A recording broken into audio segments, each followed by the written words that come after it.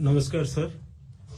परम आदरणीय माननीय प्रधानमंत्री जी, आज हमारे लिए अति गर्व का विषय है कि प्रधानमंत्री विश्वकर्मा कौशल सम्मान कार्यक्रम की चर्चा के अवसर पर माननीय प्रधानमंत्री हमारे बीच उपस्थित है।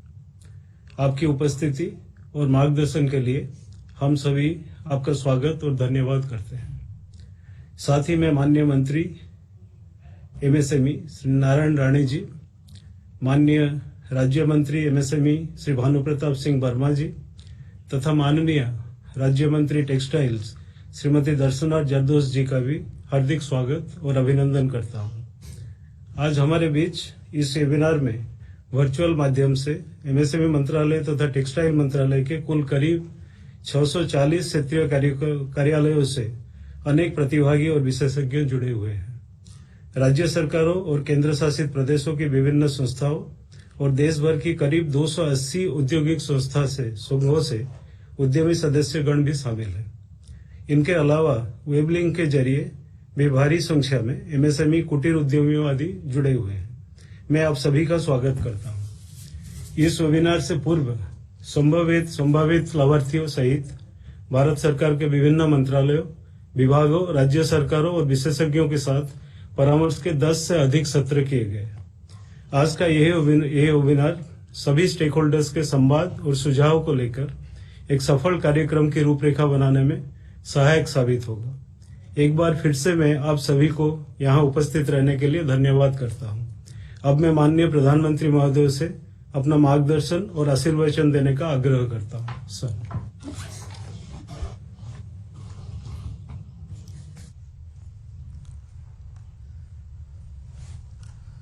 नमस्कार जी। पिछले कई दिनों से बजट के बाद वेबिनार का एक सिलसिला चल रहा है। पिछले 3 साल से बजट के बाद बजट को लेकर के स्टेक होल्डर से बात करने की एक परंपरा हमने शुरू की है और जो बजट आया है उसको हम जल्दी से जल्दी बहुत ही फोकस में कैसे लागू करें, स्टेक होल्डर्स उसके लिए क्या सुझाव देते हैं, उनके सुझावों पर सरकार कैसे अमल करे, यानी एक बहुत ही उत्तम तरीके का मंथन चला है। और मुझे खुशी है कि सभी एसोसिएशंस व्यापार और उद्योग से जुड़े हुए बजट का जिनके साथ सीधा संबंध है, चाहे वो किसान हो, महिला हो, युवा हो, आदिवासी हो, हमारे दलित भाई बहन हो, सभी स्टेक होल्डर्स और हजारों की तादाद में और पूरा दिन भर बैठे बहुत ही उत्तम सुझाव निकले हैं। सरकार को भी उपयोग में आए ऐसे सुझाव आए हैं और मेरे लिए खुशी की बात यह है कि इस बार बजट के वेबिनार में बजट में ये होता, वो न होता, ये होता, ऐसी कोई चर्चा करने के बजाय सभी स्टेक होल्डर्स ने इस बजट को कैसे सर्वाधिक उपकारक बनाया जाए, इसके क्या रास्ते हो सकते हैं, इसकी सटीक चर्चा की है। ये हमारे लिए लोकतंत्र का एक नया और महत्वपूर्ण अध्याय है। जो चर्चा संसद में होती है, जो चर्चा सांसद करते हैं, वैसे ही गहन विचार जनता जनार्दन से भी मिलना अपने आप में बहुत ही उपकारक ये एक्सरसाइज है। आज बजट का ये वेबिनार भारत के करोड़ों लोगों के हुनर, उनके कौशल को समर्पित है। बीते वर्षों में हमने स्किल इंडिया मिशन के माध्यम से, कौशल विकास केंद्रों के माध्यम से करोड़ों युवाओं की स्किल बढ़ाने उन्हें रोजगार के नए अवसर देने का काम किया है। कौशल जैसे क्षेत्र में हम जितना स्पेसिफिक होंगे, जितनी टारगेटेड अप्रोच होगी, उतने ही बेहतर परिणाम मिलेंगे। पीएम विश्वकर्मा कौशल सम्मान योजना, और उसको अगर सरल भाषा में कहना है तो पीएम विश्वकर्मा योजना, ये इसी सोच का नतीजा है। इस बजट में पीएम विश्वकर्मा योजना के ऐलान से आमतौर पर व्यापक चर्चा हुई है, अखबारों का भी ध्यान गया है, जो अर्थवेत्ता हैं उनका भी ध्यान गया है, और इसलिए इस योजना की घोषणा ही एक आकर्षण का केंद्र बन गई है। अब इस योजना की आवश्यकता क्या रही? क्यों इसका नाम विश्वकर्मा ही रखा गया? कैसे आप सभी स्टेक होल्डर्स इस योजना की सफलता के लिए बहुत ही अहम है। इन सभी विषयों पर कुछ बातें मैं भी करूंगा और कुछ बातें आप लोग चर्चा से मंथन करके निकालेंगे। साथियों, हमारी मान्यताओं में भगवान विश्वकर्मा सृष्टि के नियंता और निर्माता माने जाते हैं। उन्हें सबसे बड़ा शिल्पकार कहा जाता है, और जो विश्वकर्मा की मूर्ति के लोगों ने कल्पना की, उनके हाथों में सारे अलग अलग औजार हैं। हमारे समाज में अपने हाथ से कुछ ना कुछ सृजन करने वाले, और वो भी औजार की मदद से करने वाले, उन लोगों की एक समृद्ध परंपरा रही है। जो टेक्सटाइल के क्षेत्र में काम करते हैं उनकी तरफ तो ध्यान गया है, लेकिन हमारे लुहार, स्वर्णकार, कुम्हार, बढ़ई, मूर्तिकार, कारीगर, राजमिस्त्री अनेकों हैं जो सदियों से अपनी विशिष्ट सेवाओं की वजह से समाज का अभिन्न हिस्सा रहे हैं। इन वर्गों ने बदलती हुई आर्थिक जरूरतों के मुताबिक समय समय पर खुद में भी बदलाव किया है। साथ ही इन्होंने स्थानीय परंपराओं के अनुसार नई नई चीजों का विकास भी किया है। अब जैसे महाराष्ट्र के कुछ हिस्सों में हमारे किसान भाई बहन अनाज को बांस से बने एक स्टोरेज स्ट्रक्चर में रखते हैं, इसे कांगी कहते हैं, और इसे स्थानीय कारीगर ही तैयार करते हैं। इसी तरह अगर हम कोस्टल एरिया में जाए, तटीय इलाकों में जाए, तो समाज की जरूरतों को पूरा करने के लिए तरह तरह के शिल्प का विकास हुआ है। अब केरला की बात करें तो केरला की उरू बोट पूरी तरह हाथ से तैयार की जाती है। मछली पकड़ने वाली इन नौकाओं को वहां के बढ़ई ही तैयार करते हैं। इसे तैयार करने के लिए विशेष तरह का कौशल, दक्षता और विशेषज्ञता चाहिए होती है। साथियों, स्थानीय शिल्प के छोटे पैमाने पर उत्पादन और उनके प्रति लोगों का आकर्षण बनाए रखने में कारीगरों की भूमिका महत्वपूर्ण होती है। लेकिन दुर्भाग्य से हमारे यहां उनकी भूमिका एक प्रकार के समाज के भरोसे ही छोड़ दी गई और उनकी भूमिका को सीमित कर दिया गया। स्थिति तो ये बना दी गई कि इन कार्यों को छोटा बताया जाने लगा, कम महत्व का बताया जाने लगा। जबकि एक समय था, ऐसा भी था कि इसी से दुनिया भर में हमारी पहचान थी। ये निर्यात का एक ऐसा प्राचीन मॉडल था जिसमें बहुत बड़ी भूमिका हमारे कारीगरों की थी। लेकिन गुलामी के लंबे कालखंड में ये मॉडल भी चरमरा गया, उसको बहुत बड़ा नुकसान भी हो गया। आजादी के बाद भी हमारे कारीगरों को सरकार से एक जो इंटरवेंशन की आवश्यकता थी, बहुत ही सुघड़ तरीके से इंटरवेंशन की आवश्यकता थी। जहां जरूरत पड़े मदद की आवश्यकता थी। वो नहीं मिल पाई। नतीजा ये हुआ कि आज अधिकांश लोग इस अनऑर्गेनाइज सेक्टर से सिर्फ अपना जीवन यापन करने के लिए कुछ जुगाड़ करके गुजारा कर लेते हैं। कई लोग अपना पुश्तैनी और पारंपरिक व्यवसाय छोड़ रहे हैं। उनके पास आज की आवश्यकताओं के अनुसार ढलने के लिए सामर्थ्य कम पड़ रहा है। हम इस वर्ग को ऐसे ही अपने हाल पर नहीं छोड़ सकते। ये वो वर्ग हैं जो सदियों से पारंपरिक तरीकों के उपयोग से अपने शिल्प को बचाए हुए हैं।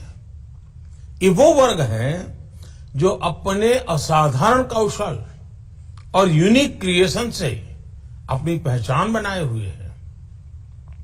ये आत्मनिर्भर भारत की सच्ची भावना के प्रतीक है। हमारी सरकार ऐसे लोगों को, ऐसे वर्गों को नए भारत का विश्वकर्मा मानती है और इसलिए उनके लिए विशेष तौर पर पीएम विश्वकर्मा कौशल सम्मान योजना शुरू की जा रही है। ये योजना नई है लेकिन महत्वपूर्ण है। साथियों, आमतौर पर एक बात सुनते रहते हैं, मनुष्य तो सामाजिक प्राणी है और समाज की विभिन्न शक्तियों के माध्यम से समाज व्यवस्था विकसित होती है, समाज व्यवस्था चलती है। कुछ ऐसी विधाएं होती हैं जिनके बिना समाज का जीवन बसना भी मुश्किल होता है, बढ़ने का तो सवाल ही नहीं होता है। इसकी हम कल्पना ही नहीं कर सकते। हो सकता है उन कार्य को आज टेक्नोलॉजी की मदद मिली हो, उनमें और आधुनिकता आई हो, लेकिन उन कार्यों की प्राथमिकता पर कोई सवाल नहीं खड़ा कर सकता। जो लोग भारत की ग्रामीण अर्थव्यवस्था को जानते हैं वो ये भी जानते हैं कि किसी परिवार में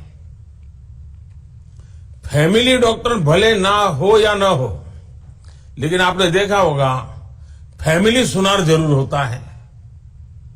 यानी हर परिवार पीढ़ी दर पीढ़ी एक खास सुनार परिवार के यहां से ही गहने बनवाते हैं, गहने खरीदते हैं। ऐसे ही गांव में, शहरों में विभिन्न कारीगर हैं जो अपने हाथ के कौशल से औजार का उपयोग करते हुए जीवन यापन करते हैं। पीएम विश्वकर्मा योजना का फोकस ऐसे एक बहुत बड़े बिखरे हुए समुदाय की तरफ है। साथियों, महात्मा गांधी के ग्राम स्वराज की कल्पना को देखें तो गांव के जीवन में खेती किसानी के साथ ही अन्य व्यवस्थाएं भी उतनी ही महत्वपूर्ण होती हैं। गांव के विकास के लिए गांव में रहने वाले हर वर्ग को सक्षम बनाना, आधुनिक बनाना, ये हमारी विकास यात्रा के लिए आवश्यक है। मैं अभी कुछ दिन पहले ही दिल्ली में आदि महोत्सव गया था। वहां मैंने देखा कि हमारे आदिवासी जनजातीय क्षेत्र के हस्तकला में और अन्य कामों में जो लोगों की महारत है, ऐसे कई लोग आए थे, वो स्टॉल लगाए थे। लेकिन मेरा ध्यान एक और गया, वहां जो लाख से चूड़ी बनाने वाले लोग थे, लोगों के लिए बड़ा आकर्षण का केंद्र था। ये लाख में से चूड़ी कैसे बनाते हैं, उसका पेंटिंग कैसे करते हैं और गांव की महिलाएं कैसे कर रही है, साइज के विषय में उनके पास क्या टेक्नोलॉजी है। और मैं देख रहा था वहां जो भी लोग आते थे 5-10 मिनट वहां तो खड़े ही रहते हैं। उसी प्रकार से हमारे जो लोहे का काम करने वाले हमारे लुहार भाई बहन हैं, मिट्टी का बर्तन बनाने वाले हमारे कुम्हार भाई बहन हैं, लकड़ी का काम करने वाले हमारे लोग हैं, सोने का काम करने वाले हमारे सुनार हैं, इन सभी को अब सपोर्ट किया जाना आवश्यक है। जैसे हमने छोटे दुकानदारों के लिए, रेहड़ी पटरी वालों के लिए पीएम स्वनिधि योजना बनाई, इसका उन्हें लाभ मिला, वैसे ही पीएम विश्वकर्मा योजना के माध्यम से करोड़ों लोगों की बड़ी मदद होने जा रही है। मैं एक बार यूरोप के किसी देश में गया था, ये बहुत साल पहले की बात है। तो जो गुजराती वहां ज्वेलरी के बिजनेस में है, ऐसे लोगों से मिलना हुआ। तो मैंने कहा आजकल क्या है? उन्होंने कहा साहब ज्वेलरी में तो इतनी टेक्नोलॉजी आई गई है, इतने मशीन आए हैं, लेकिन आम तौर पर जो हाथ से बनी हुई ज्वेलरी है उसका बहुत आकर्षण है और बहुत बड़ा मार्केट है।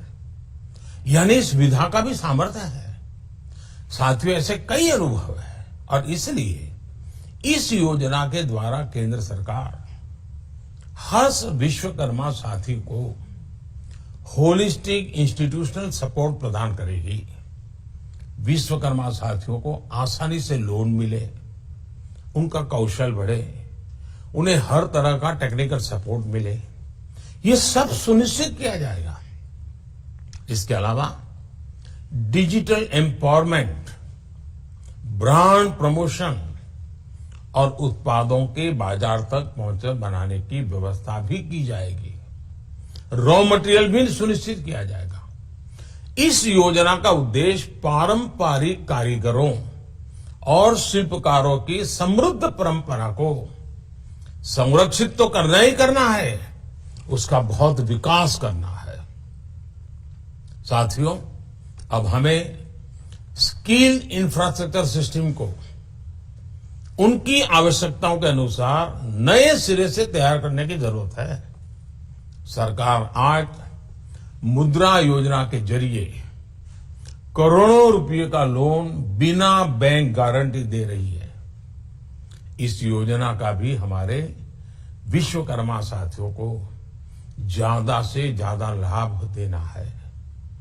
हमारे जो डिजिटल साक्षरता वाले अभियान है उनमें भी हमें अब विश्वकर्मा साथियों को प्राथमिकता देनी है।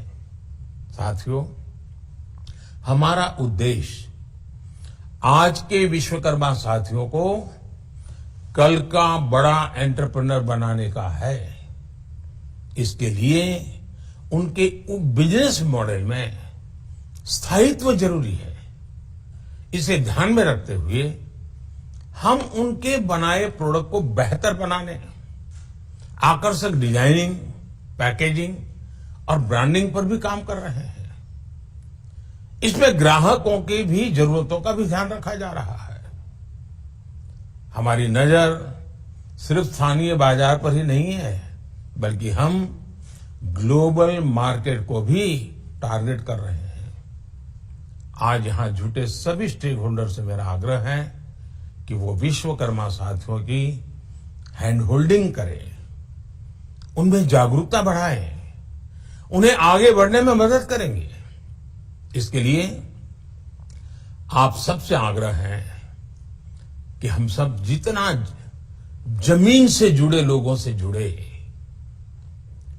इन विश्वकर्मा साथियों के बीच कैसे जाएं, उनकी कल्पनाओं को कैसे पंख दें।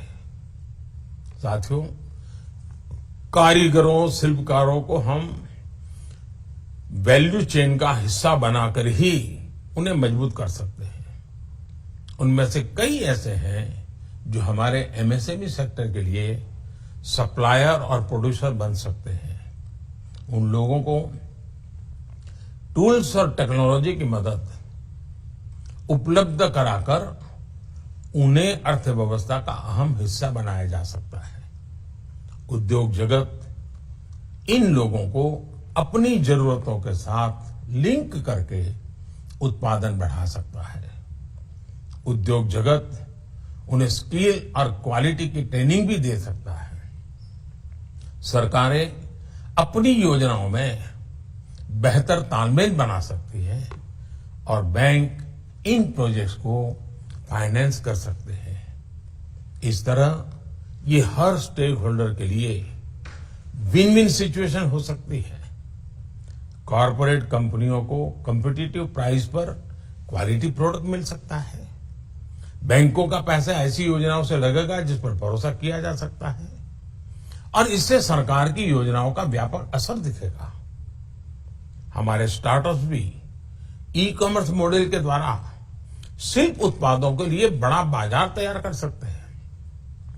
इन उत्पादों को बेहतर टेक्नोलॉजी, डिजाइन, पैकेजिंग और फाइनेंसिंग में भी स्टार्टअप से मदद मिल सकती है।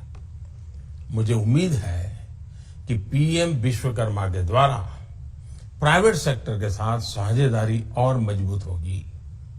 इससे प्राइवेट सेक्टर की इनोवेशन की ताकत और बिजनेस कौशल का हम पूरा फायदा उठा सकेंगे।